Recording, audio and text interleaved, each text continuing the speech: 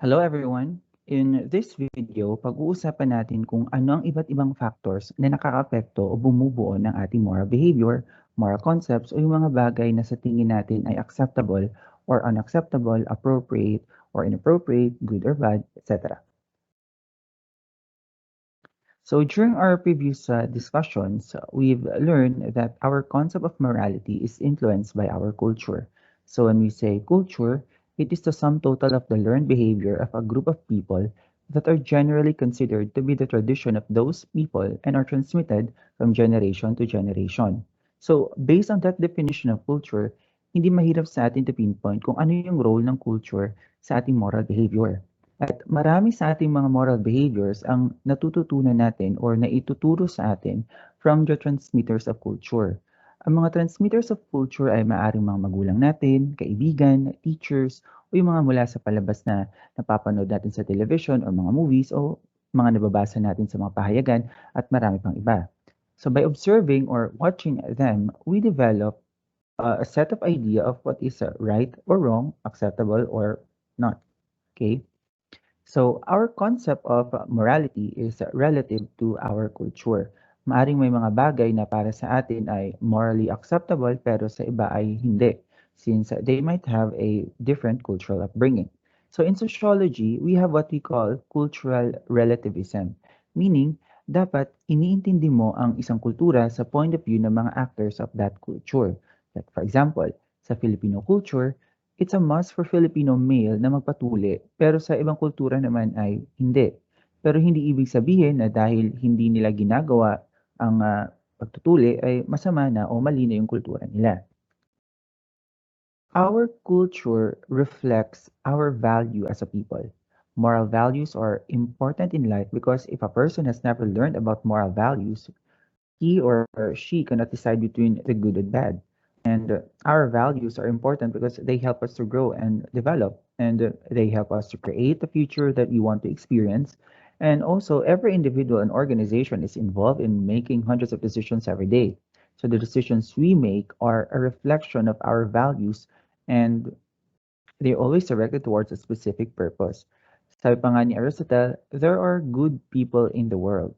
These are those who exhibit excellence, so excellence of thought, and excellence of character. So basically, according to kung pagbabasihan natin sa Aristotle ay ang character of excellence ay nakafocus sa character development. So in the process of moral development, there is the circular relationship between acts that build character and moral character itself. So kung papaano nabubuo ang ating concept of morality at concept of moral reasoning, si Lawrence Kohlberg, isang American psychologist, believe that moral development, like cognitive development, follows a series of stages. At dapat pagdaanan natin ang lahat ng stages na ito in order for us to move to the next level. So more about in this video clip, sa susunod nating slide, it's very important for you to understand this theory kasi dito iikot ang ating task performance for this grading period. So more about it after the video clip.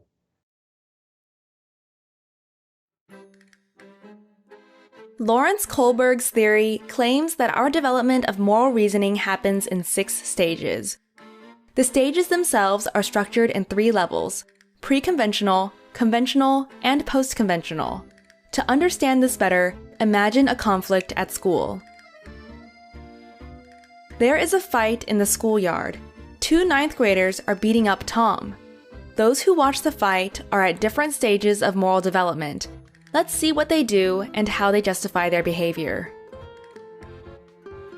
At stage 1, we make moral judgments based on obedience and punishment.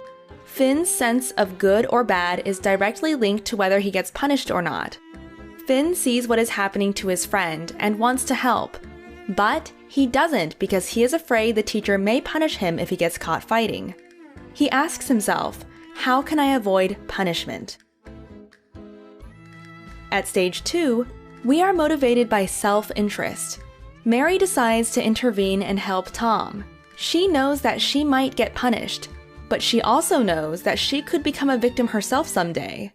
If she helps Tom now, he might help her in the future. She is asking herself, What's in it for me?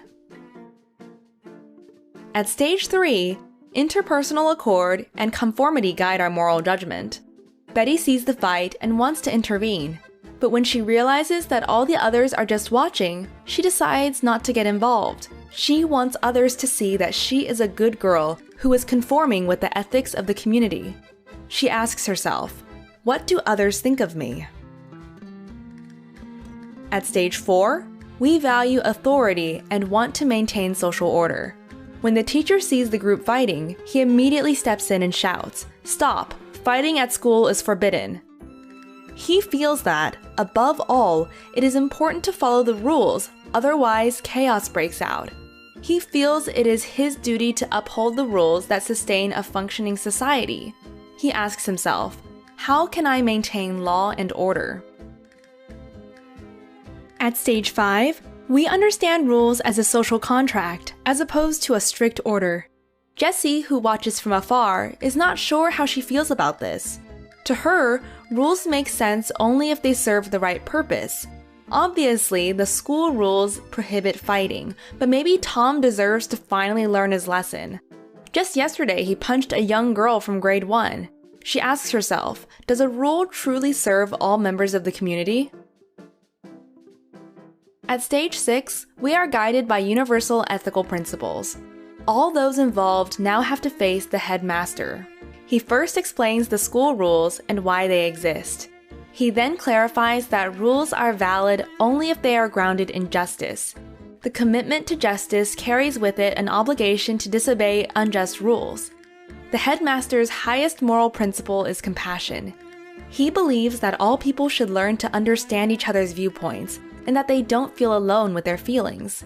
He asks, what are the abstract ethical principles that serve my understandings of justice?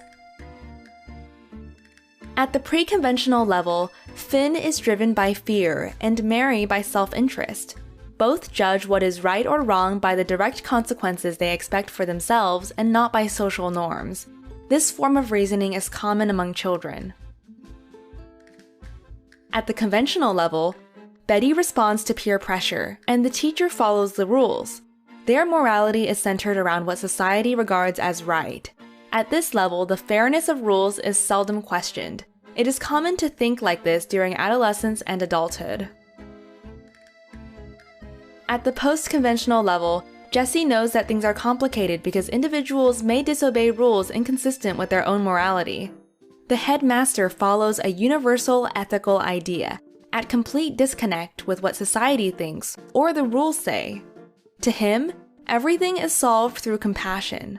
The right behavior, in his opinion, is therefore never a means to an end, but always an end in itself. Not every person reaches this level. So, ayun. So, gaya ng sabi ko kanina, it is very important for you to understand the different stages of moral development. Because for your test performance for this prelim grading period, you are tasked to discuss kung saang level ka na of moral development. And the due is on March 17, Wednesday, 11:59 p.m.